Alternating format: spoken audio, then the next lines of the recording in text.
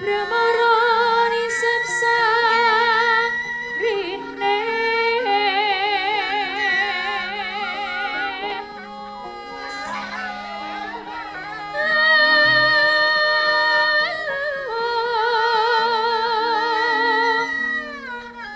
Brengang pindho pucining braki saiki bapakmu posisine ana ngendi? Nggih. Wonten ing Patenggan. Lah kok ora gelem nemoni iki piye? Nggih. Kula nggih mboten mangertos. Mo, swatama. Aku tak takon. Jare Bratasena iki saiki mapan ana ing Sokalima ngono. Waduh. Kula nggih mboten mangertos menika. Walah, kowe kok ya ora ngerti apa-apa ora ngerti. Wis jawab apa jujur ta Satama? Satama. Kowe nek ra jujur kowe mung mati kowe. Kaya aja mungsuh lawan Kurawa ya. Kowe nek ra jawab jujur mengko mung ora tak nehi meneh, ra tak sangoni, kowe ora bakal tampa duit meneh. Ayo. Kamu adalah Satama. Satama, kamu itu harus jujur. Karena jujur adalah sebuah pelita harapan. Karena jujur adalah pangkal pandai. Satama, kamu harus jujur adalah bakal pandai dan hemat pangkal kaya. Sudah ngawur kabeh. Saiki tulung omong ana bapakmu nek Sangkuni saiki ana ning Sokalima. Nggih, nuni nggih. Panjang punjung kemari Palocinawi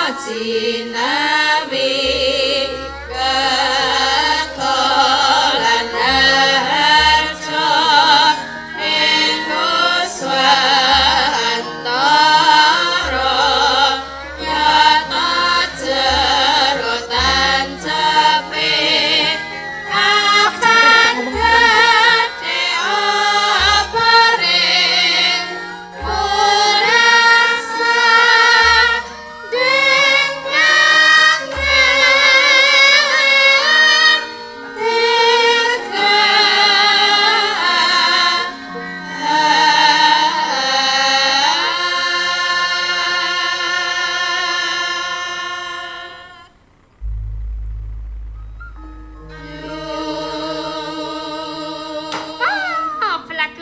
manyar-manyar. Layak to layak, jagone padha tarung, prenjake padha ganter.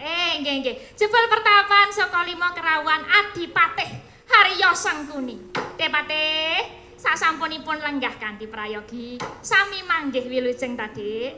Nggih ngaten iki kahanan Sokalima, Dik. Wah. Kok yo mau ora langsung nemoni iki kenapa? Nggih nyuwun pangapunten. Pripun panjenengan sami manggih wilujeng ta, Dik? Panjenengan pun sampean pun vaksin napa dereng?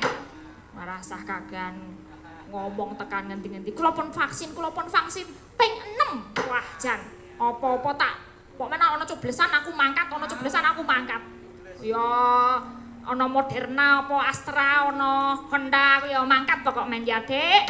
Aduh, kahanan Sokalima ya kaya ngene iki, Dik. Aduh njaluk ngapunten. Satama, iki kaya cawetmu barang ana ning kene tulung dijupuk iki wah jan ngisin-ngisinke Sokalima iki lho dijupuk iki ya. Jan, Satama. Nggih, iki kukumu barang ana ning kene ning ndi Jan? Nggih nyuwun pangapunten nggih Dik Cuni. Niki kahanan Sokalima karang nggih sanggar nggih ngoten niki. Kula nggih karang ning Sokalima niku ya, wong lanang kabeh ra ana wong wedok. Kula nggih asah-asah nggih kula, sing ngresik-ngresiki nggih kula. Monggo nggih jeneng murid-murid niku kathah ten mriki nggih mung mampir ngising bali meneh. Ngono aja. Kula nggih sok repot ngaten niku, ora ana wong wedok ning kene ya kula repot. Nyuwun pangapunten Dik Juni. Wah jan ngomongi tekan ngendi-ngendi. Iki rasah nyelamur, rasah ngomong tekan ngendi-ngendi. Kula dereng tanggap kalih kersane sampeyan Dik Juni. Sampeyan 3 sasi ora sebo caos niku wonten napa? Oh alah, nggih. Niku ta. Anu, Dik, nggih kula nyuwun pangapunten. Mula kula niku 3 sasi ora sebo caos nika. Kula anu, Dik. Anu apa? Nembe rampungke penelitian nggih. Dasare kula niku kan S9. Nggih kula nggih nglampungke penelitian, benjang nggih dados pembicara barang kok ya. Dadi ya rada repot kula nembe golek penelitian, golek penemu piye carane sapi niku sungune saged 9 niku pripun, Dik? Dadine nggih kula rada repot, Dik, nyuwun pangapunten. Sampeyan rasa sembrono. Malah niki ana kabar jare Bratasena mapan ana ing Sokalima. Bener napa mboten niku? Anu ta. Brata ta, Subrata. Nggih namung kadang-kadang nggih mriki, Dik, nggih kalih sing wedok. Mula nggih, kula nggih sok gawani beras barang nek si Brata rene tak. Karang ya Sokalima niku anu ta sanggar ta, Dik, dadine ya do rana rene ngaten. Sampeyan ora usah berbelit-belit. Sinuwun Prabu Duryudana iki wis ngerti perkara niki. Nek Bratasena kerep mapan ten Sokalima.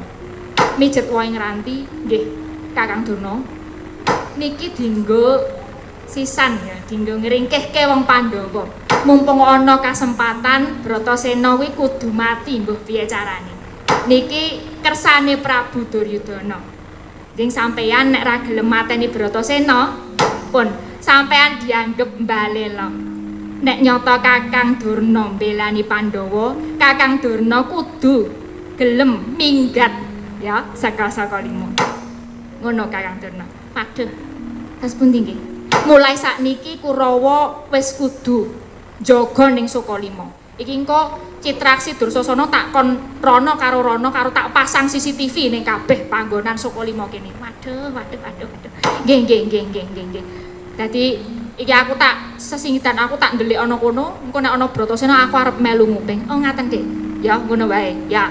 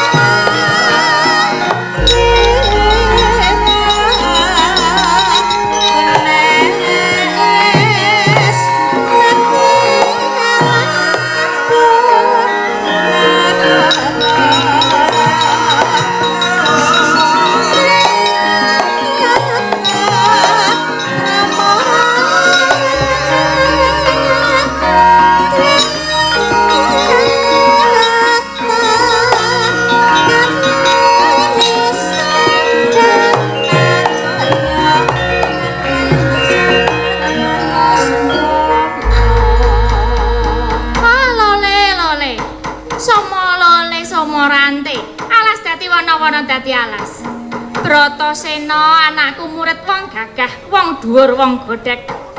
Nyata bisa gawe bombong tiasing pun bapa. Mbah, bapa Durna guruku ya Durna bapakku. Wis pirang-pirang kawruh kang mbok paringke marang Bratasena. Mula aja sangga runggi, gage tuntasna, kaselak notol rasane atiku, kumrangsang lan kumacelu daya-daya kasembadan sedyaku. Nggonku kepengin gayuh ngelmu kasampurnaning dumadi. Dina iki uga kake dawuhna srana apa ingkang kudu tak tindakake. Oh, lole, anakku wong gagah wong Jarot Bratasena. Iya, Nger. Ora ana lumaing bumi kuruping langit siswa kang setya bektine lan sesanggemane kaya Bratasena. Ora ana. Pancen patut tinulat sinudarsana ing akeh yen ana nom-noman sing sengkut gumreget kaya Bratasena. Mendah kaya ngapa tentreming jagat iki. Nanging ngene ya, Nger. Sejatine wong gayuh kasampurnan iku ora gampang. Mula pikiran dhisik ngono ya, Nger. Wah, tekadku wis kenceng, wis golong giling. Iya. Nadyan tekadmu wis kenceng nanging babakan iki akeh srana kang kudu katindakake. Ora gampang ngono ya, Ngger. Wah, Durna bapakku. Kawruh lan ilmu kuwi dadi kancaku. Akal lan budi kuwi dadi ganjelku. Kapitayan kuwi dadi kegondelanku. Sabar lan ikhlas kuwi dadi pusakaku. Kautaman kuwi dadi jejibanku. Jujur lan suci kuwi dadi pangestiku. Kula gage Wedarna. Oh, anakku Ngger. Ya. Aku pitaya marang kowe. Nanging ngene ya, Ngger. Kowe aja kesusu mengko mundhak keseluruhan dalan buntu. Kudu ditata dhisik atimu, merga ngene.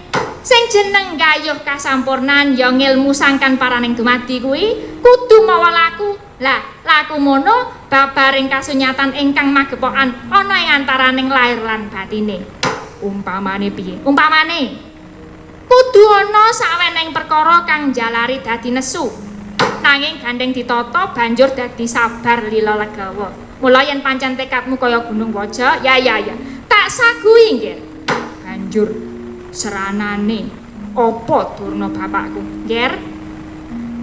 Kang minangka reruba seranane kang aran Kayugung Susuing Angin golek ana ing Gunung Candramuka.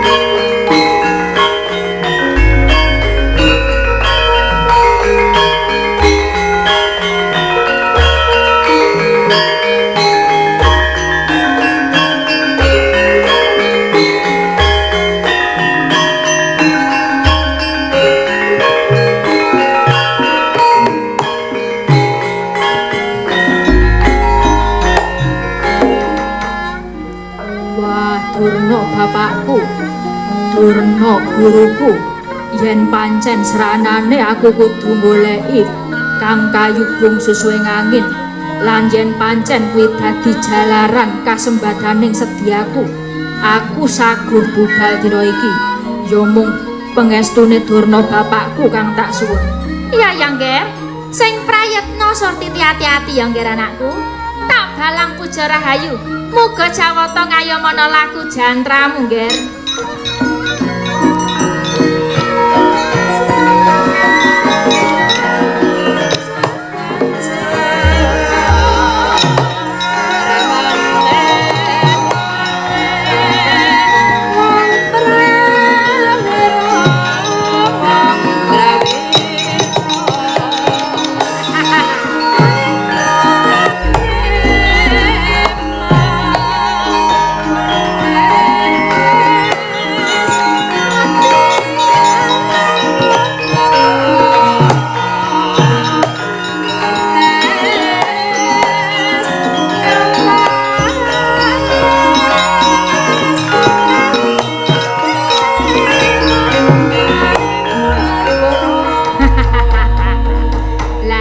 Iki Kakang Durna ya kena dipercaya kene ya mentala. Aku mau wis ndelik ning mburi kono mau, dingik lan nguping nggone Kakang Durna rembugan kalih Bratasena. Monggo kula ngertos yen Gunung Candramuka niku alas pengalaban. Satu mara satu mati, jalma mara ketiwasan. Tegese sampeyan dawuh kalih Bratasena kon golek Kayugung Susuing Angin ten gunung niku. Niku sami mawon mang jlomprongke, mang lorobke patine. Aku percaya yen Bratasena mengko mulih mung karyaran. Durung karuan Dek Pati. Jalaran pati uripe menungsa niku gumantung wonten ing panguwasaning ingkang nyipta jagat sak isine.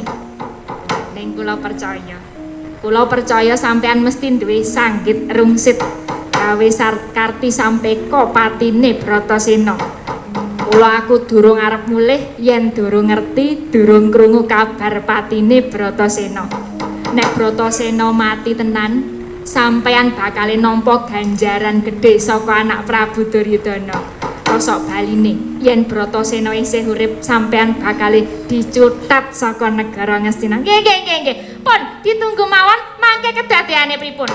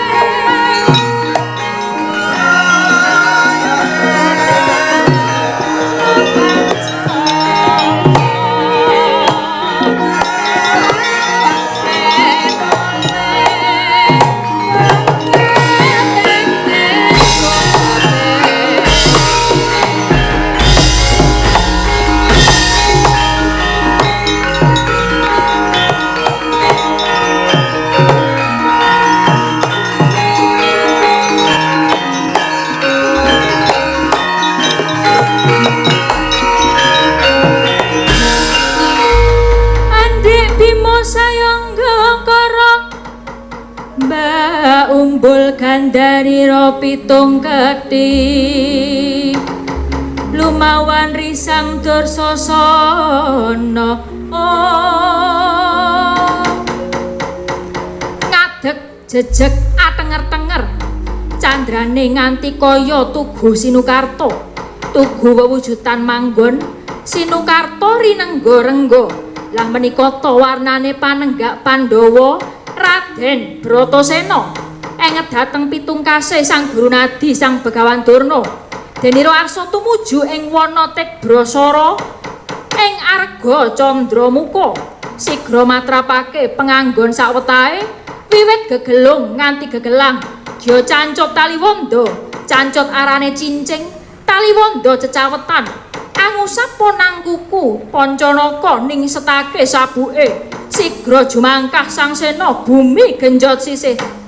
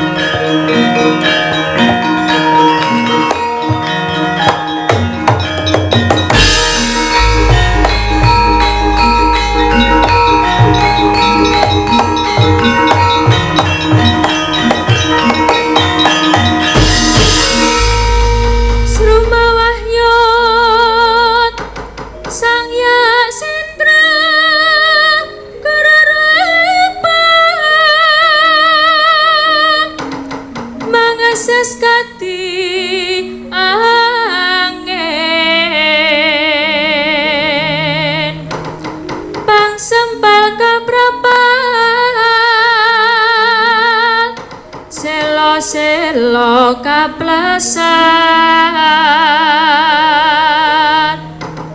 sato lumayu mangungsi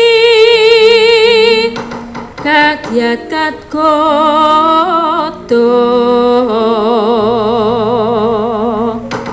kang jogo-jogo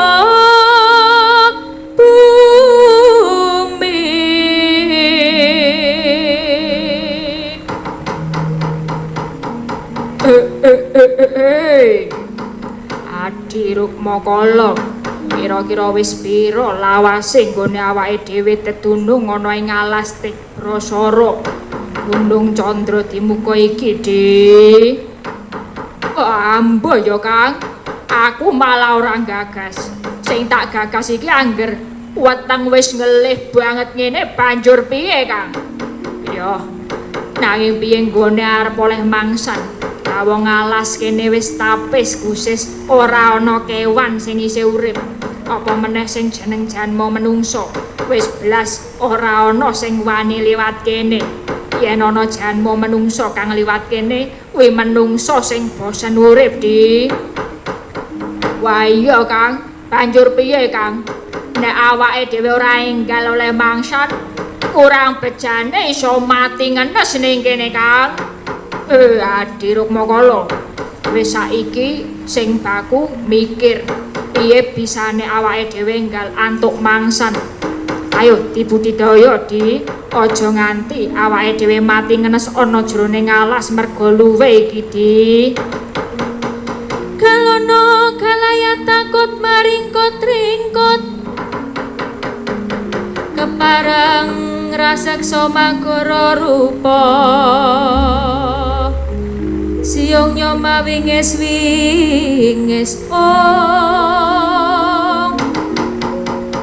ora ngono di sak suwene aku lan kowe padha caturan iki kok ana angin gedhe mawa perbawa atis wah iya iki Kang pancen iki kaya dudu sabaene angin wah bebarengan tekaning angin kang nyolowati aku go mambu gandaning menungso becik ayo diprepeki wae di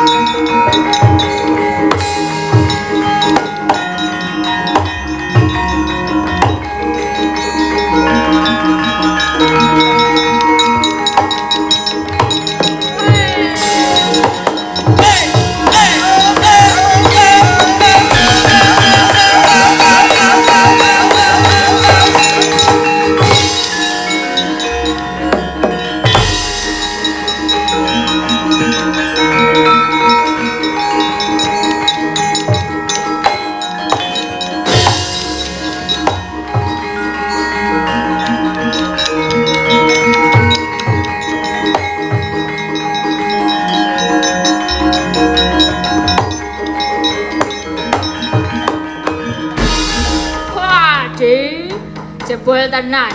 Ana pawongan mongko katun seger sumya iki. Wah iya ayo Kang, enggal dipangan wae selak ngelih aku Kang. Kusik mangan yo mangan. Ning rak yo ditakoni dhisik. Woi lah dalah. Iki ana pawongan wani mlebu ana alas kene, sapa kowe? Wah, edan. Suarane ora kaya gluduk ning kok banci. Wah, ngece. Wah, Kang. Iki gereng wis mlotrokke kendhitku cetha iki. Wah, takon karo aku. Aku Bratasena, buta loro. Kowe sapa? Aku Detya Kala Rukmaka. Dene iki adikku, Rukmakala. Banjur ana wigati kowe ijen tanpa ruang wani mlebu ana leladanku kene. Mbah ngerti yo. Aku mlebu alas kene bakal ngupadi kang aran Kayugung Susuwing Angin. Mula gandeng kowe sing mapan ana kene. Yen pancen ana tuduhna kang aran Kayugung Susuwing Angin. Pak Bratasena. Ing kene ora ana kang aran Kayugung Susuwing Angin. Sing ana mung buta loro kang bakal mangsa marang kowe. Merga kowe wis wani mlebu alas kene, tegese kowe dadi panganku. Mula ayo, manuta dadi panganku tak untal malang kowe. Wah yen pancen iso panganen aku. Ning yen ora iso malah kowe sing bakal tak untapke ning Yomani Loko. Wah kesuwen untal malang kowe.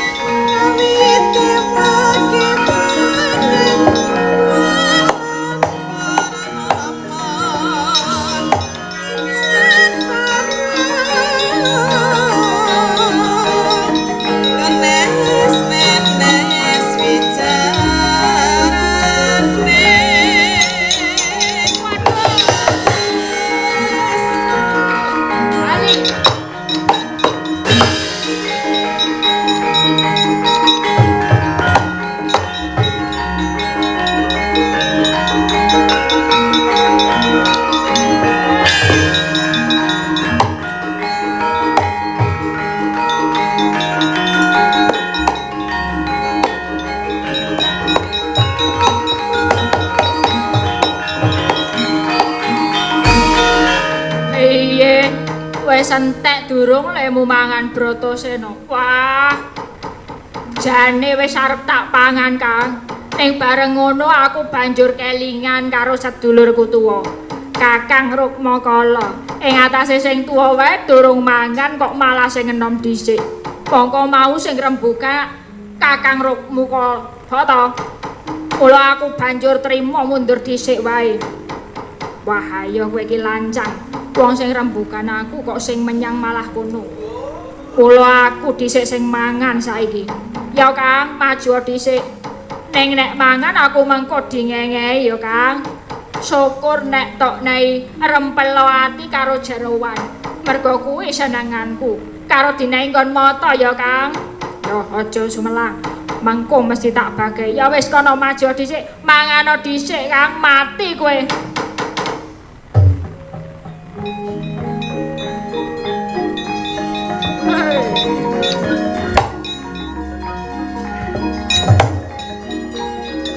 Oh, jatuh mati.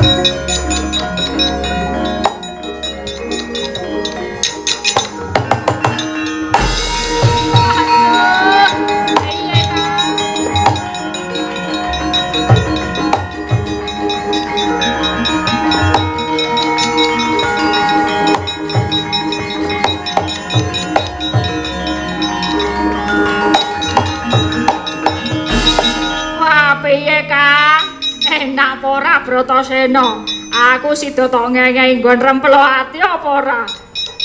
Rempelo ati matamu. Ora ana rempelo ati. Ora ana jeroan. Waduh, iki dhewe mung mati wong loro Kang. Wah iya, tanggaping Gatidian Bratasena. Sigra nyandak buta kekalih, sigra den dukumba sirahing buta kekalih, pecah padha sakala.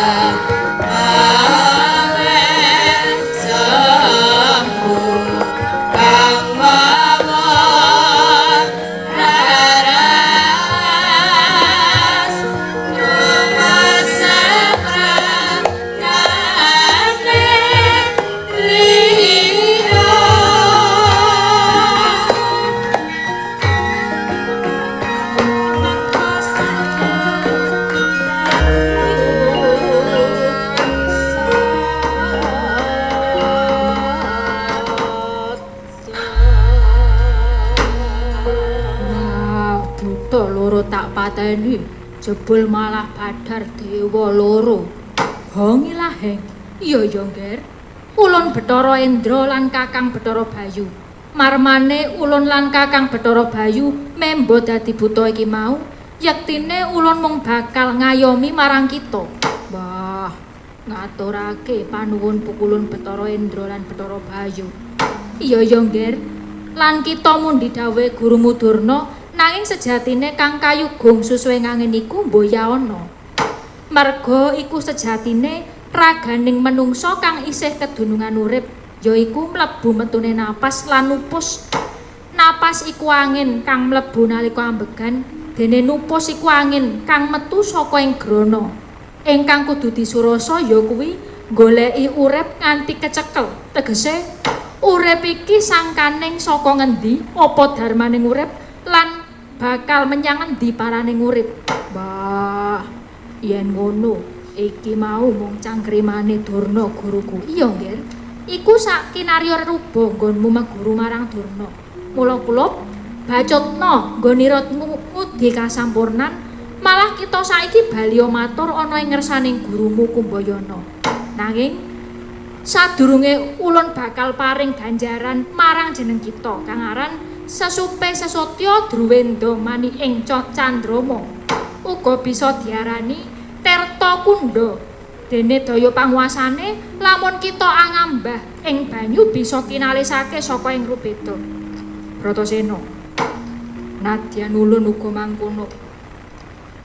Minangka tandha yekti katresnan ulun marang jeneng kita. Ya wiwit kalenggan iki kita bakal ulun dandani. Rikma kita bakal ulun ukel nganggo gelung minangkara ingkang cinandhi rengga dhuwur ngarep cendhek mburi. Kang tegese minangka pralampita manunggaling kawula Gusti. Ayo ulun dandani.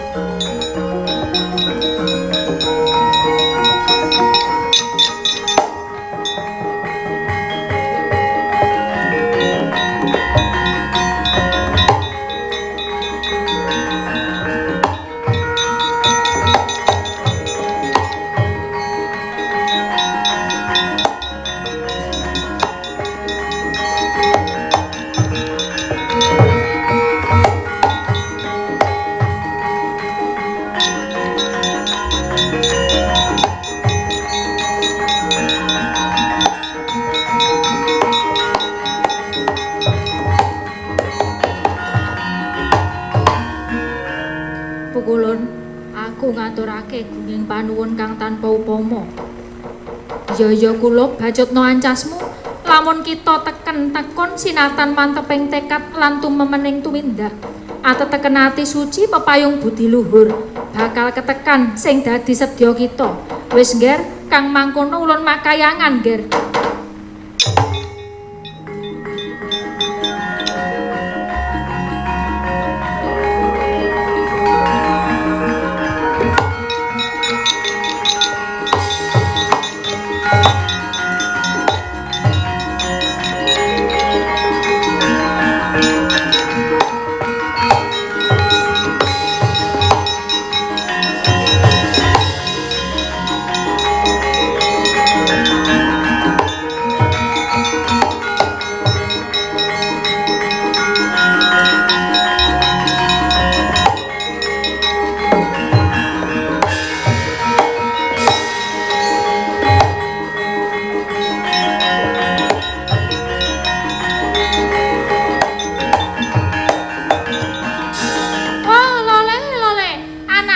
Gagah Bratasena, kowe bali katon seger kwarasan, malah saiki katon sentosa tambah lemu tur rambutmu saiki malah tok gelengger.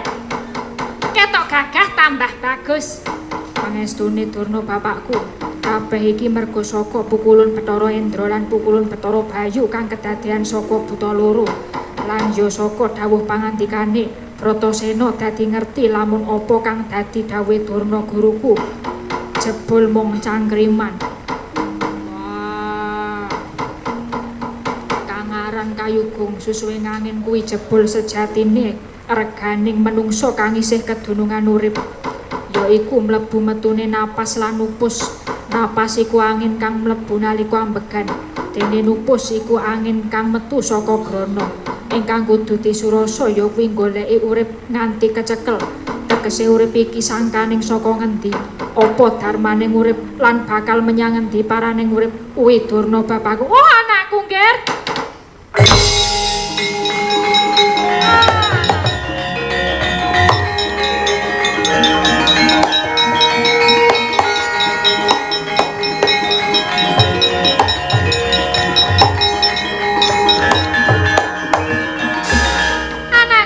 Bratasena dene semono lantip munggir satemenipun bapa parentah takon ngupadi kayugung susuwe ngangin kuwi mugi narya sawijining pengantep-antep pun bapa mung bakal kepengin nyumurupi sepira setyane bektimu marang Guru Nadi dadi kuwi mung minangka reruba ngono nanging bawanipun bapa wis nyumurupi gedhening prasetyamu mula dina iki bakal tak jateni nggih bisane tumuli kelakon lan kasembadan gegayuhanmu sira kudu bisa nemokake yaiku kang aran Tirta Pawitra Mahening Suci nggih kagyatri sang kapirangu rinangkul kinempet kempet dosang retnaning bawana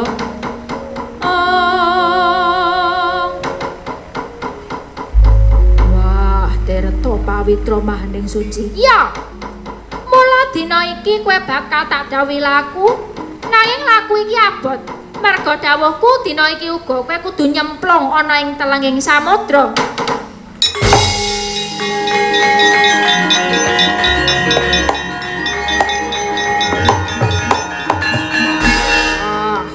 Aku kudu nyemplung segara. Ya piye? Sago apa ora? Abot lho iki. Wah, yo saguh. Bela, saguh tenan kowe. Aja sembrono lho kowe. Mergo iki pakaryan sing abot tenan. Dadi nek saguh ya kudu saguh tenan. Bratasena ki yen iya ya iya. Yen ora ya ora.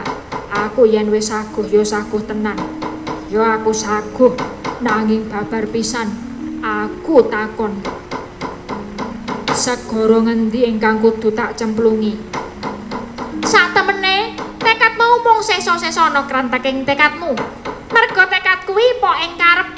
Yen to kranteking tekadmu dumunung ana ing segara lor, cemplung ana segara lor, segara lor lah. Segara lor.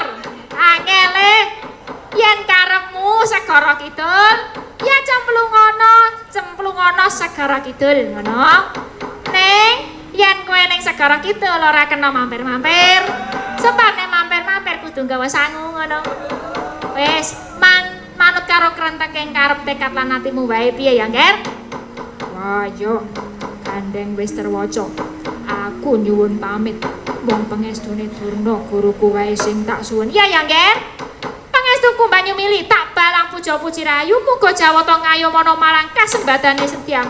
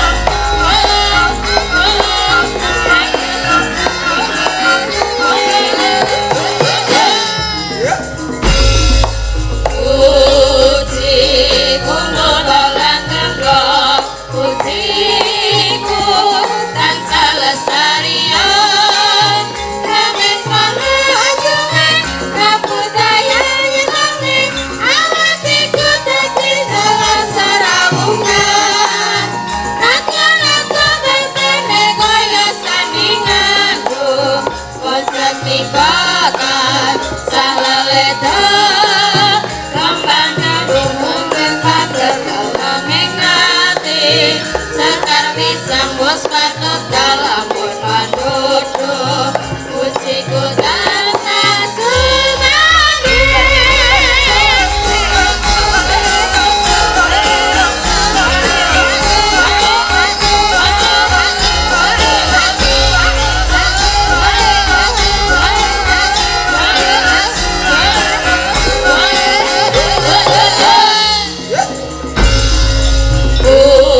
pujiku monggo langgeng pujiku tansah lestarian karisan ajane kabudayan ngene awatiku dadi dasar saramungan pakyan aku ngene kaya sandinganku wong jati koran saleleda kembang biru mungkin patut kalenging ati sekar pisang wong patut kalamun mandodo pujiku tansah sumadi. Assalamualaikum warahmatullahi wabarakatuh. Wah, wis tekan tengah ya, Tro. Ayo disambut hujan. Wah, iya iki njok udan.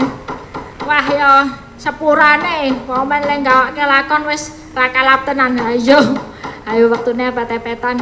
Jane iki wis kudune Juli kae wis dibuatkan naskah sama Pak Geter. Wong mergane anak ya Tro iki kudune tanggal 15 Juli nek ra kleru ya. Iki dadi tanggapan Juli ning kena PPKM. Dadi mundur ya Tro. Mundur ado banget iki apa sasine Juli, Agustus, September, Oktober. Wah, dadi ning Oktober waya. Wis kacek pirang-pirang sasi ya. Iki sadurunge awake dhewe seneng-seneng caos panglipur.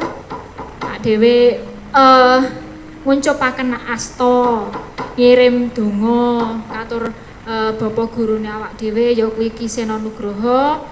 Sing ya sedelok meneh wis arep setahun meninggalnya Ki Sena Nugroho. Wah ya bapak guru awake dhewe. Karo siji meneh Tro, awake dhewe ya kudu ndongake Dek Putra. Ya aku ya wah rasane ngrantes atine. Mergane ya bocah ning pinter tenan nyaron semangat karo sapa-sapa ya ora jireh. Wah ya serawung karo bapak-bapak ya seneng. Senengane ya dolan karo Dek Gading, Dek Gadang. Sok manjai nek nyaron wah pintere ra umum. Nek ya piye Gusti Allah luwih tresna karo Dek Putra kok ya Tru. Mulane ya wis dicukupke kok ya mung sakmono ya suwane. Wah, ayo iki sisan didongake bareng-bareng. Monggo waktu dan tempat kita persilahkan untuk mengirim doa. Silahkan.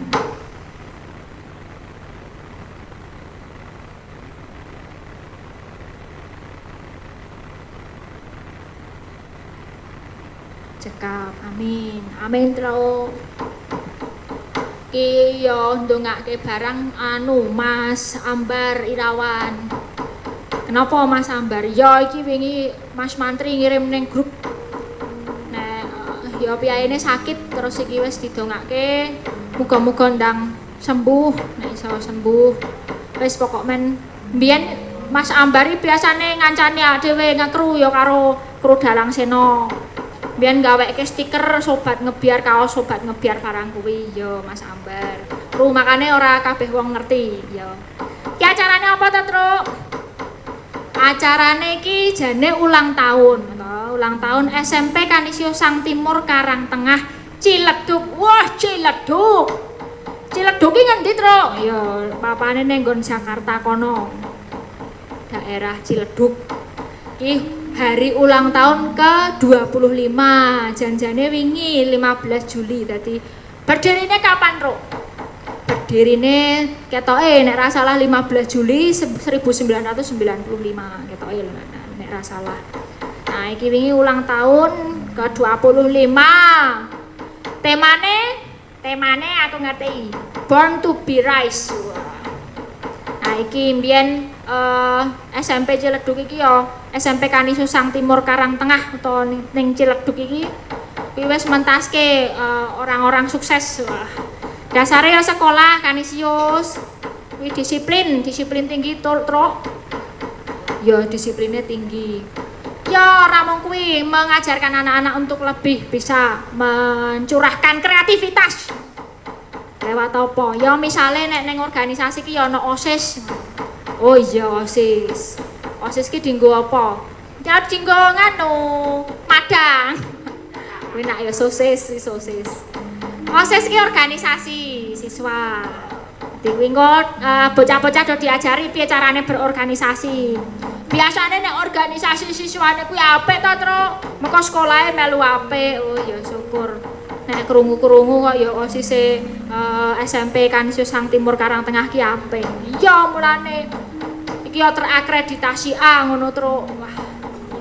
Ki akeh banget sing wis ngirim-ngirim apike dibaca, Truk. Ono kiriman saka niki Wilujeng Dalu Mas Bagong. Nyuwun tembang Sinom Parijata dawah lelagon si kucing katuraken kagem Suster Mariska PIJ lan sedaya keluarga ageng SMP Sang Timur Karang Tengah Ciledug. Wilujeng Ambal Warsa SMP Sang Timur Karang Tengah mugi Gusti tansah paring berkah. Saking Y Suparjono YS Kinanti Dwi Putratama karyawan Yayasan Karya Sang Timur Kebonjeruk anggota PWKS Detabek. Nggih matur sembah nuwun. Ha iki muga-muga ya nulari, Truk. Ha iki wis saka Ciledug SMP Kanisius Sang Timur Ciledug iki wis sesuk kudune sing kebon jeruk ya ketularan. Amin. Ki ana kirim-kirim arto 200 matur sembah nuwun. Terus iki mau ana aku entuk amplop lho, Truk. Ki gelo ki amplop. Niki kiriman dari Mas Egol. Ada yang titip. Po Mas Egol mbayari ngono apa piye? Ora.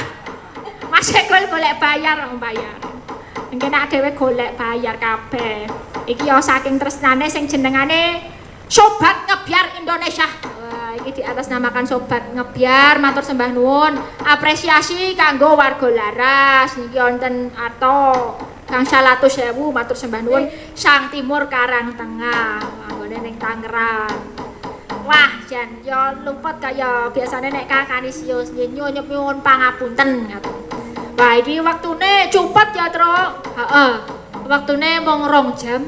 Dadi gek ceket. Heeh, bener gek brush. Apa sing dadi sing wis apa panyuwunane wis langsung di brush. Sapa sih iki? Apike duo biduan kita adalah Bu Agnes dan Bu Orisha yang selalu sempak sepanjang masa, semangat dan kompak. Sitik-sitik jepret. Monggo Bu Orisha kalian Bu Agnes berdiri nyuwun supote kanca-kanca.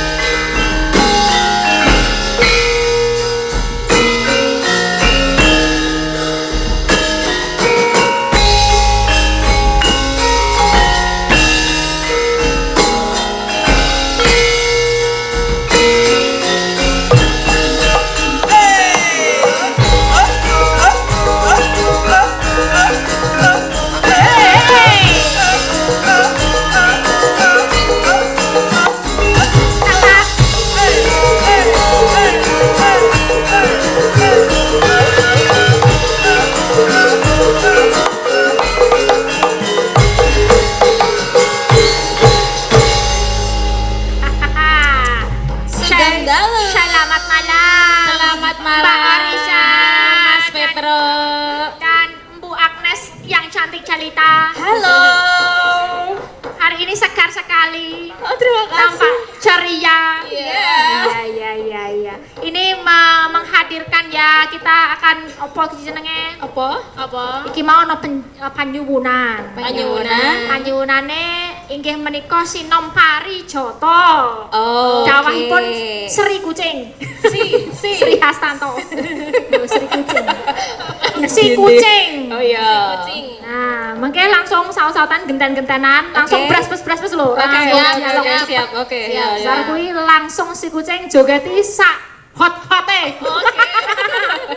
Ya, kita menghibur, semoga didoakan dulu buat adik-adik sama sekolah SMP Katolik Sang SMP Timur. Katolik Sang Timur. Ya, semoga selalu berprestasi. Murid-muridnya jaya terus, sukses selalu pokoknya. Amin. Dedek Orisha. Kita aja. Piye iki cibluk karo Pak Ijo? Semoga SMP Katolik ya Mbak. Heeh, Sang Timur Sang Karangtengah. Timur Karangtengah, semoga tambah banyak muridnya. Amin. Muridnya Wes, wes, yang paling berkualitas. penting. Betul. Jaya selalu. Amin. SMP Oke, kan oke. Katolik. Katolik Sang Timur. Yo, adalah nulodolatku utama aja. Oke. Nola. Ya. Pak Ijo yuk. Kok Pak Ijo toh?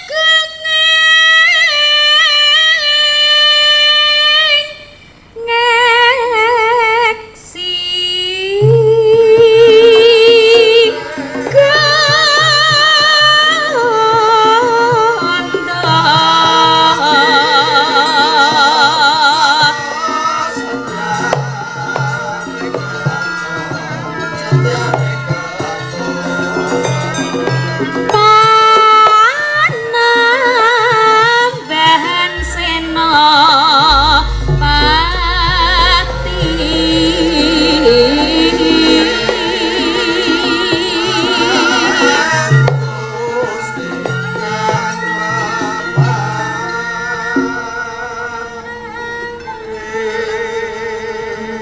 Iya, lanjut ya. Kepati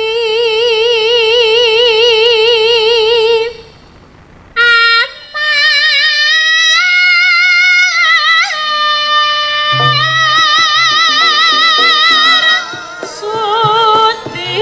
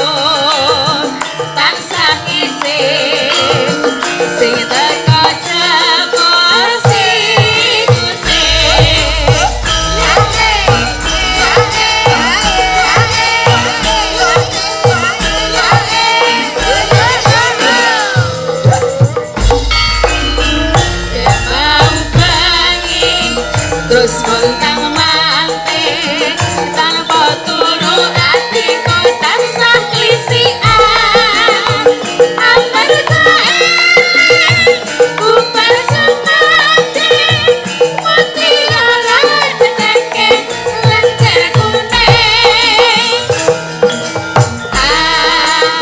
aduh mangkene rumah saku teko karo milang-miling tak awemu tansah ngece sing teko japon kucing Matur sembah nuwun. Matur sembah nuwun Mbak Oriza, Mbak Agnes, silakan duduk kembali. Lagu berikutnya lagu berikutnya adalah Lewong penutup. Kita persembahkan 3 sekalian. Sinden-sinden bangkotan warga laras. Injih menika Pak Tatin, nah iki Ibu Neti yang baru saja sembuh. Selamat datang Ibu Neti. Wah, wis seger meneh, wis bisa bergabung karo warga laras sembah nuwun. Wah, syukur bejo sewu wis sehat. Kalian Ibu Prastiwi, yo berikan support cocok. Belum, nganggo ra iki.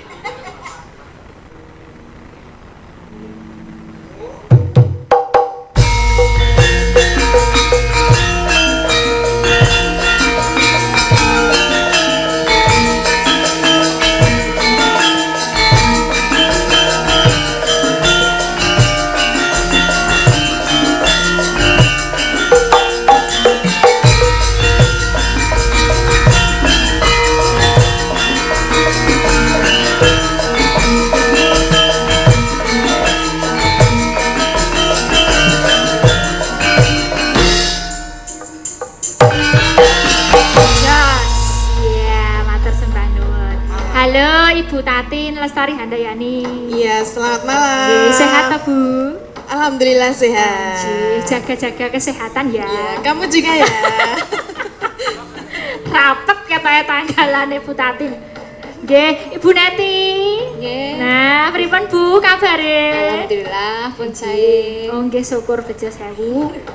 Bu Neti sakit. Niki sakit anu to joget lewung sakit to niki? Aku wedi. Ha piye kok wedi? Kok nek semaput piye? Oh, Lah iki mah. Loh, nek wis semangat iki berarti wis Iya, sehat. kok nek semaput sing ngemongnya siap.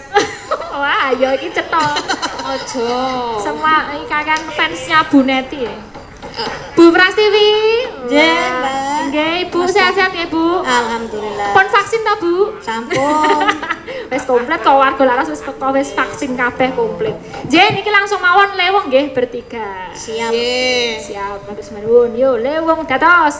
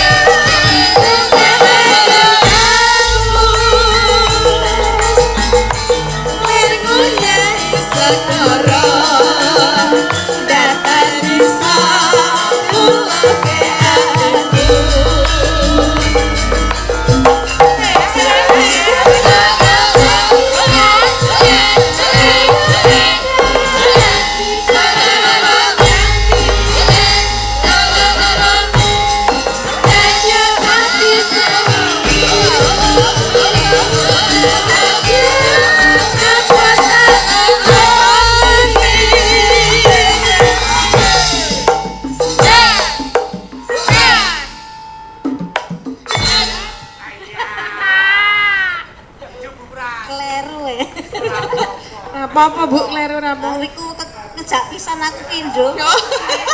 Ya ora pas. Malah kono sing ora kuat ya. Lah Ibu pindho kene pisan lho. Padahal ketoke enom ning lembah. Lembah.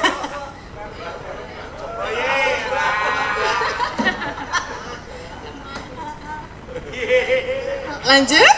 Lanjut. Ya.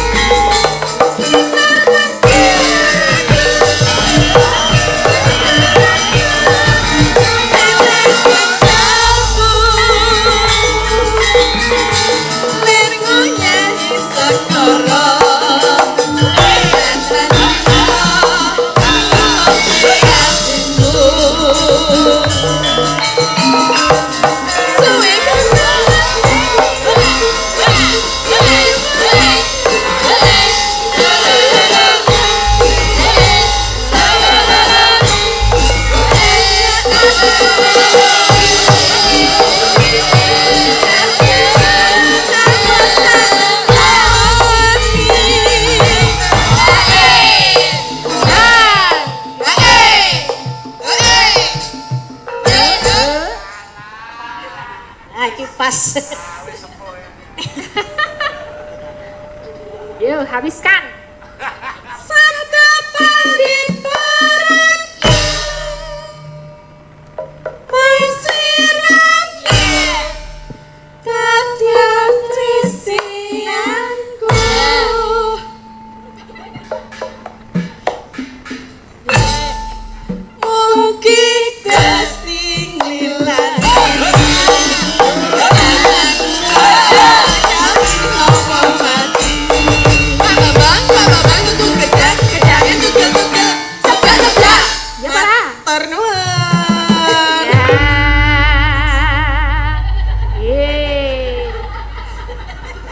Iki mau wis kabeh, soalnya sing liyane manut lagune, dadine ya wis sah ngono. Dadi iki mau wis kabeh ya, Tru. Wis. Saiki wis wayahe. Engko sing nganggo wejangan barange ya suwi. Monggo kare 30 menit ya. Ya dongane semoga ya untuk SMP Katolik Sang Timur ya bisa menjadi komunitas pendidikan yang setia terhadap pencerdasan bangsa, memiliki ciri khas Katolik dan memiliki profesionalitas, integritas, komunikatif dan visioner. Amin. Ya moga-moga peserta didik semua siswa-siswanya bisa menjadi orang-orang yang berguna untuk nusa dan bangsa ya, Tro. Ya. Lan sing baku ya mergane kabeh iki bermula saka sekolah. Nek ning sekolah iki diajari disiplin, diajari iso berkreativitas. Ah mengko anak-anake nek wis gedhe sukses ya iso dadi-dadi ya, Tru. Ya. Ya wis iki cukup semene wae.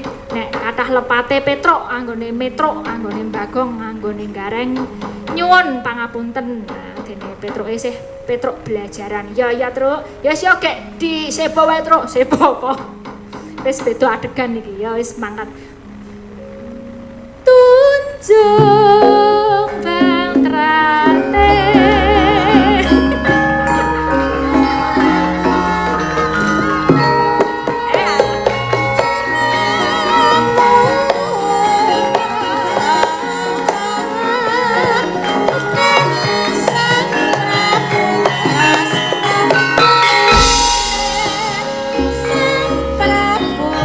Asma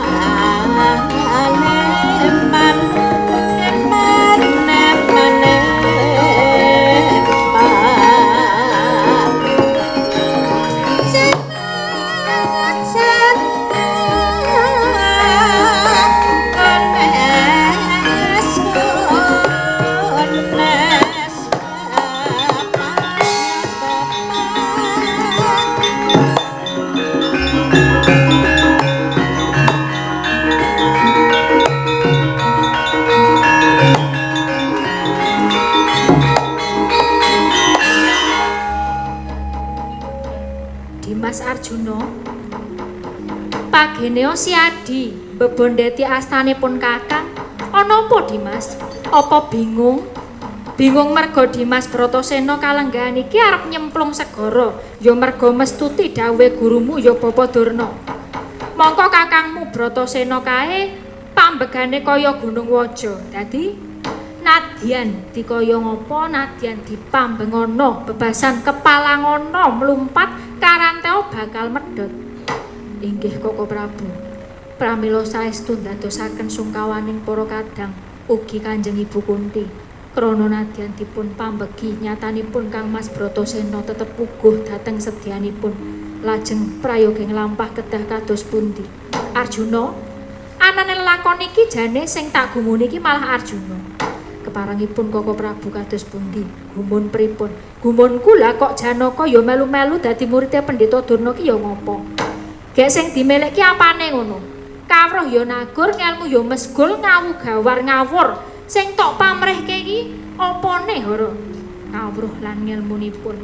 Kawruh lan ngelmu. Coba dipikir.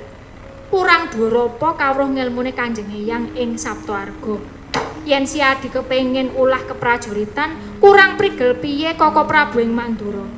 Yen Siadi pengen ulah kawicaksanan, ayo to bebarengan gegeladi kelawan pun Kakang. Lah kok jebul kleru tumindak? Arjuna, kowe kok beda kelawan pun Kakang. Aku mek guru ki ora kaya kowe. Kabeh guruku wis tak petung-petung. Guruku ki kepiye? Guruku ki pambegane kepiye? Kawruhe sepira? Ngelmune sepira? Paedah ora kanggo urip. Lah kok kowe mek guru marang Pendeta Durna? Tega marang patine sedulur. Oh, upama aku dadi kowe ngono, guru kang kaya mengkono iku ora bakal langgeng uripe.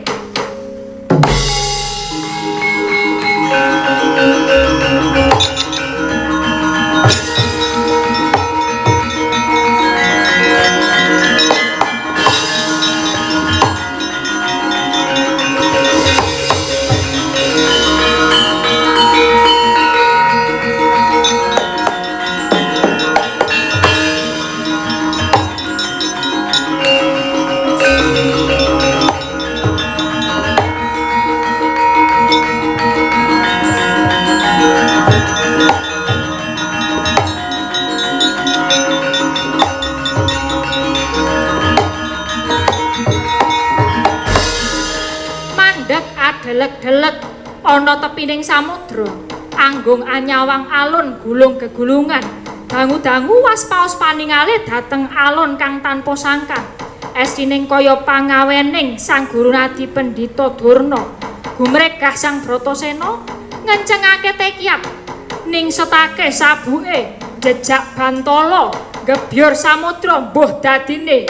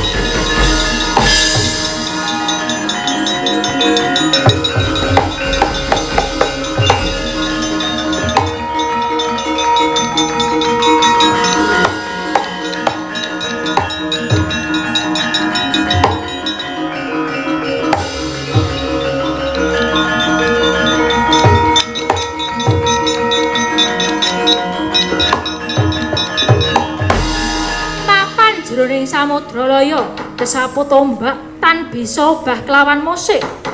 Sumingep anampeki migeg jangga kang wareh. Dumadakan ana naga kumambang gedene sabangka tengtang. Hanggramang nyaut wentise Bratasena.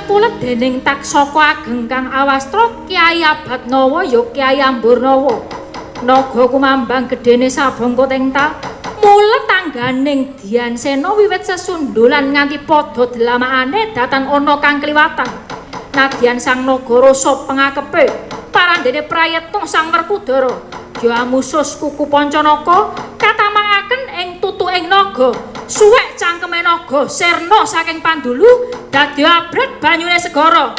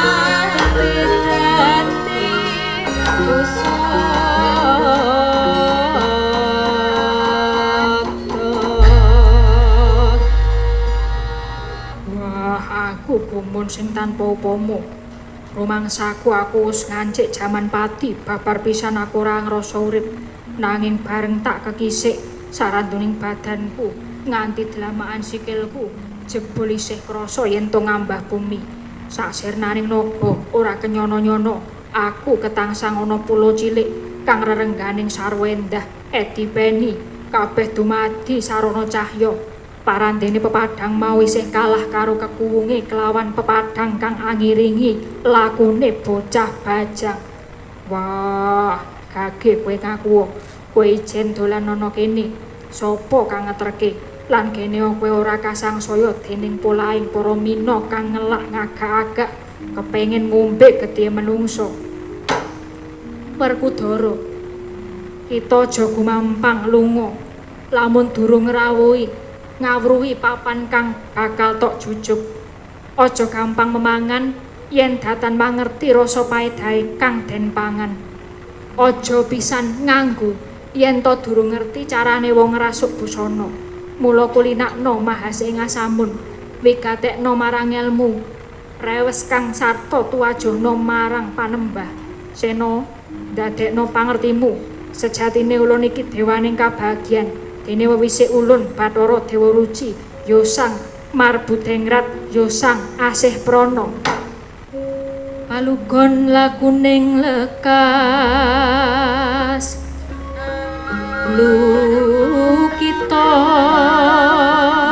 linuting kidul kadung haterang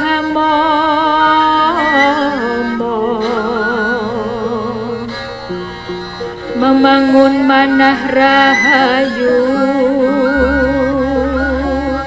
hayo ono tanago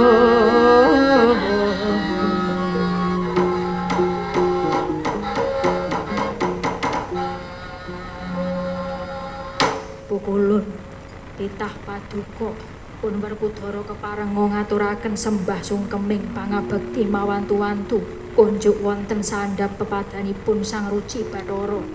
Yo, wis ulun tampa kita atur pangabekti kejaba saka iku Sena. Apa to sebabe dene jeneng kita tilar kamuktening praja amilalu mahas ing asamun tekang kene? Apa kang kita upadi? Krana ing kene sayekti dudu papane kamulyan, ing kene dudu dununge kamukten, dudu papane kenikmatan. Ingkang ana amung pirang-pirang kahanan kang sejatine iku dudu pirantining manungsa. Lah apa ora jeneng kecelik lekas kita kang kaya mengkono iku Sena? Pukulun. Awrat kula ngemban dawuhipun Sang Guru Nadi anggen kula kepengin angregem andaraning sampurnaning dumadi. Ingkang parikedah kula anglari wujuding rupa ingkang winastan tirta pawitra mahaning suci. Mila sanget kaluhuran dene kula pinanggih paduka Pukulun. Keparenga paduka anedahaken pundi ingkang winastan tirta pawitra mahaning suci Pukulun. Werkudara, mirengna pirang-pirang wewangsun ulun ya kang magepokan kelawan kang sira upadi. Kang sepisan banget sumengkaning atimu kumudu angregem ngilmu sampurnaning dumadi. Iku apa bener? Merga sampurnaning dumadi mau padha karo dumadi kang wis sampurna. Dumadi kang wis sampurna iku ora mbutuhake piranti-piranti ingkang gumelar ing jagat iki. Sena, yen manungsa kuwi isih nggunakake daya panasing surya, daya siliring angin, daya segering wareh lan isih ngambah bumi kasonganing akasa. Yekti manungsa durung bisa sinebut sampurna. Nanging nadyan manungsa bisa duwe ngelmu, bebasan bisa ngukur jembaring langit, ngitung lintang. Manungsa mau yen ditelusur mesti ana kuciwane. Dadi kang ora cacat, ora ana kuciwane mau yaiku amung porbaning Kang Maha Kuwasa. Kaping pindho, sira angulari ingkang tirta pawitra mahaning suci iku sejatine ing kene mboya ana. Ewadene tembung sanepan kang diparingake marang gurumu mau bakal tak werdekke. Mangkene mungguh jlentreh piyarsakna ya kula Bratasena kang aran tirta pawitra mahaning suci. Tirta kuwi banyu kang gumelare dadi panguripan. Ing endi ana tirta mesti ana panguripan. Pawitra iku bening. Tegese dadi banyu bening mono ora mung disawang saka weninging banyu nanging uga dijupuk daya gunane kanggo nguripi sadengah titah. Ora ngemungake sing sifat menungsa nadyan kutu-kutu walang ataga uripe uga bisa ora bisa dipisahake dening banyu. Mahning saka lingganing tembung maha lan ening. Ing kono gumlare mujudake sawijining katentreman lair lan batin. Suci tegese kinalisake saka dedosa dene mungguh cetane jroning urip sira ngudya kang bisa andayani katentreman lair lan batin kang sarta bisa angipatake pirang-pirang dedosan iku nggir wardine tirta pawitra mahaning suci. Lah mungguh gamblange yen kita kepengin bakal nyumurupi urip langgeng lan tentrem kang sarta kalis saliring rubeda iku yen kita wis bisa angungak kang aran alam jati. Lajeng wonten pundi papan dunungipun anggen kula saged angungak dunungipun alam jati Pukulun. Boya bisa tok sawang srana netra nanging amung bisa kadulu sarana cipta. Bisane tumuli nyumurupi kita manjinga ana guwa garba ulun ya nggir. Aduh Pukulun, menapa badhe kasembadan krana kula menika pangawak Prabata. Mongko nuwun sewu. Paduka namung asipat lare bajang. Sampun malih kok badan kula sawetahipun. Nadyan jentik pangsa cekapuk Pukulun. Sena, gedhe ngendi kita kelawan jagat, samudra lan gunung wae bisa kawengku marang jeneng ulun. Mula prayogane dimen kita tumuli gamblang kelawan apa kang kita upadi manjinga ana guwa garba ulun, metu talingan ulun kang sisih kering.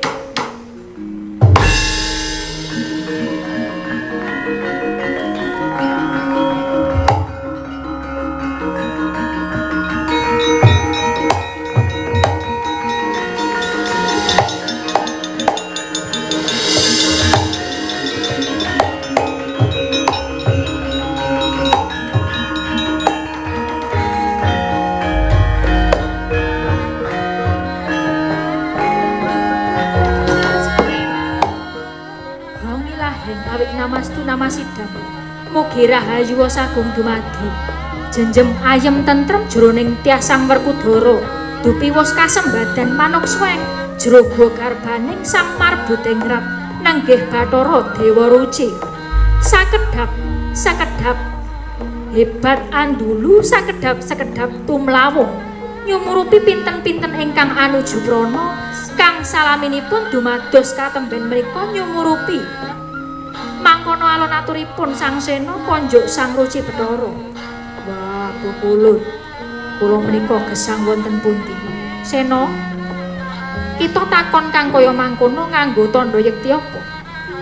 Kula nyumurupi papan jembar ngelangut ingkang tanpa tepi, padhang tanpa wayangan, padhang anelahi ingkang boten kenging perbawaning surya, lan kula boten ngertos kiblat ler kidul kilen, mewah ing pernah ngandhap nyinggil ngarsa lan pungkuran.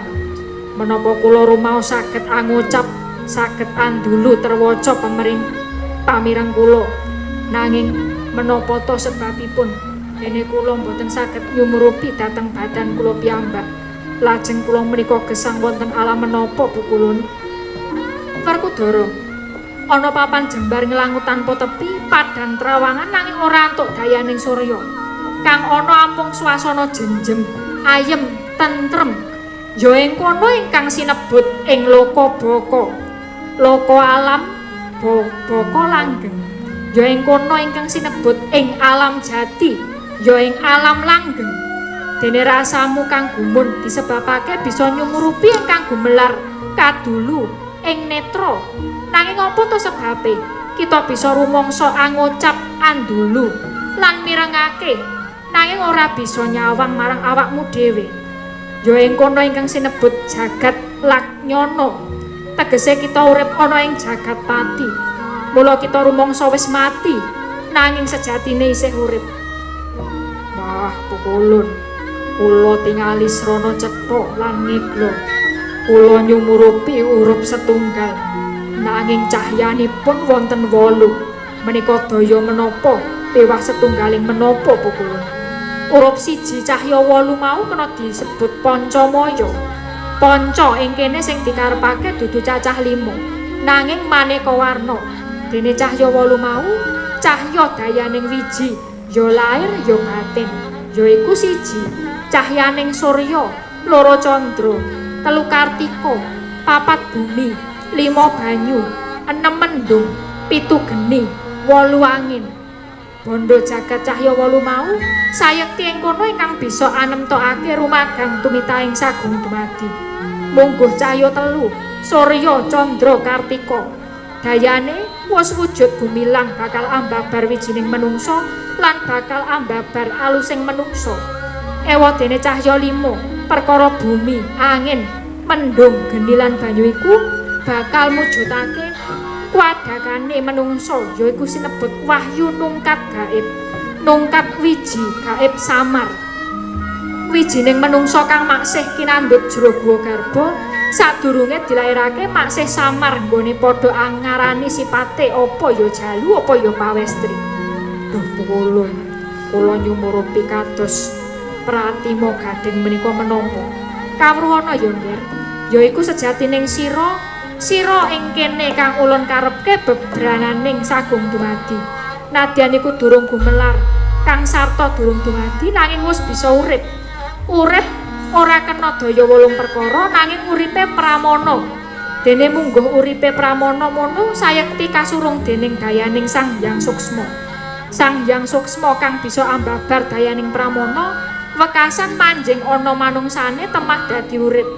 Mula senadyan Sang Hyang Suksma ora bisa kadulu, nanging wis bisa dirasakake. Nadyan rawa birawa, manungsa bisa duwe karaosan bisa anjunjung gunung. Nanging yen koncatan Sang Hyang Suksma, sayekti bakal ngelumpruk tan krekat tan daya tan sedya. Wekasan ya ing kono ngancik alam antaka. Duh Pukulun, kula nyumurupi wonten cahya sekawan warni cahya langking, rekta, jenar, seto. Menika menapa Pukulun? Cahya iku dumadi saka hawa 4 perkara, yaiku cahya abang ireng kuning lan putih. Abang panyurunging kanepson, ireng panyurunging kasantosan, dening duwe watak brenggeh. Kuning panyurunging pepinginan nanging duwe watak jahil. Putih pandhedhering watak suci. Katelu cahya abang ireng lan kuning mau mung tansah bebido marang lakuning cahya putih. Cahya putih kang ijen tanpa ruang yen kurang tetek sarta datan mantep ora kuwawa merangi cahya telung perkara. Cahya putih mau gampang dikalahke, nanging yen cahya putih mau ngadeg jejeg andhedhasar adil, cahya telu mau bisa kentas marang dayaning kasucen. Wah, menawi mekaten Pukulun, keparing kula badhe mapan wonten ing mriki saklaminipun. Krana menawi kula wangsul wonten ing alam kewadagan, boten wurung badhe kebak penandang. Kula yen wonten mriki sampun sepen saking pinten-pinten penandang. Lho, Sena. Iki dudu lekase satriya tama. Krana satriya mono kudu weruh marang kewajiban. Sena, mula kita ulun lilani manjing Bogarba, sayekti amung ulun paringake ngungak. Durung ulun keparengake mapan ana ing kene.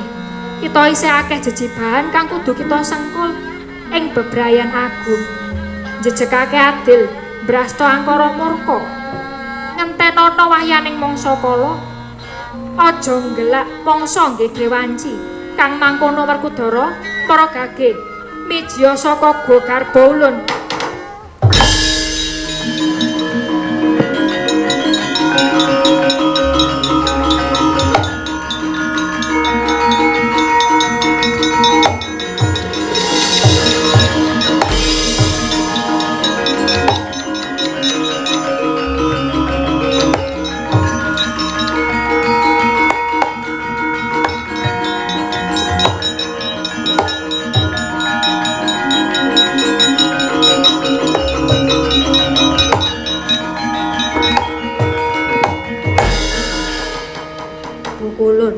Purun boten purun kula kedah ngraosaken penandang.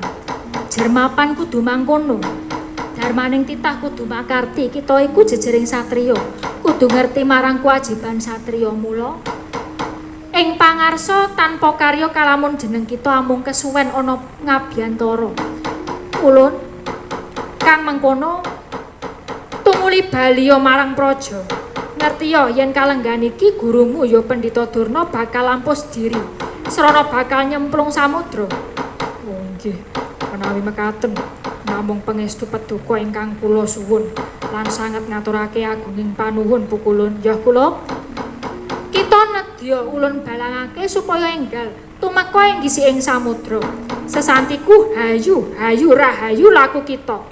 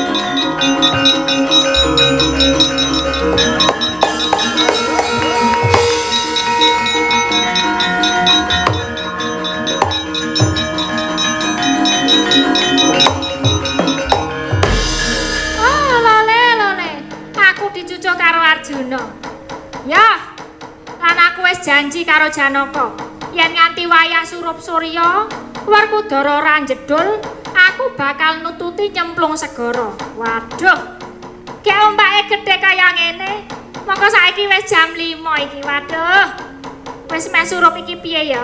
Pape rasah nyemplung dolan ning Parangkusuma wae malah penak. Aduh anakku Werkudara, mbak ya kowe gek jedul tangger iki wis jam 5:30.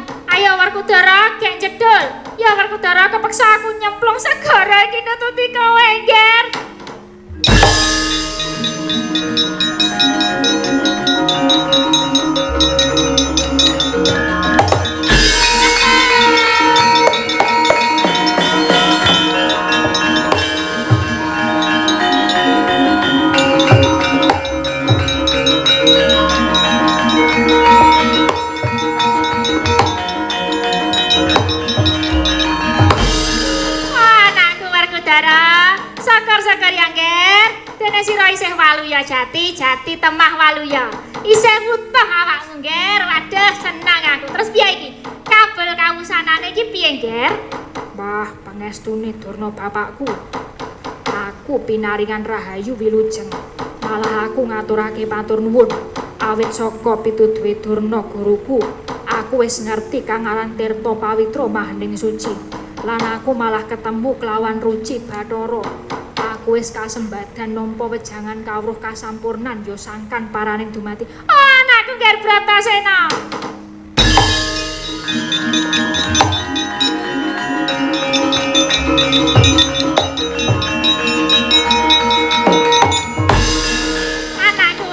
Bratasena, syukur jumurung saketi mangayu bagya Nger. Sejatine pun bapa iki ya mung kinarya lantaran nuduhake mikolehake wae marang jeneng sira Nger. Nanging gandeng gedhe lan kenceng tekadmu, satemah Bratasena banjur wis ngerti kang aran Tirta Pawitra Mahaning Suci. Lan uga wis oleh wejangan kawruh kasampurnaning dumadi, ya sangkan paraning dumadi. Syukur ya Nger. Ya iki minangka bukti yen to murid kuwi tansah tabri sinau, teken tekun pangidepe, sinatan manteping rasa tumemening tumindak, lan kanthi ateteken ati suci pepayung budi luhur. Bakal katekan sedyane. Muga-muga piguna kanggo anakku murid Bratasena lan bisa murakapi migunani tumrap bebrayan gong ya Nger. Rahayu sagung dumadi, rahayu kang sami pinanggih, rahayu.